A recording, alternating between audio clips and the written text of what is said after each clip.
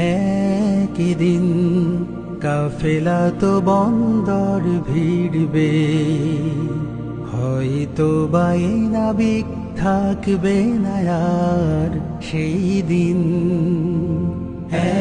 একদিন কাফেলা তো বন্দরে ভিড়বে, হয়তো বাই নাবিক থাকবে না আর সেই দিন।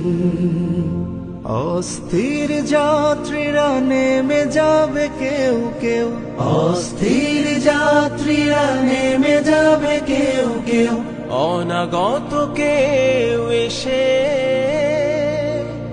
আল্লাহকে ভালোবেসে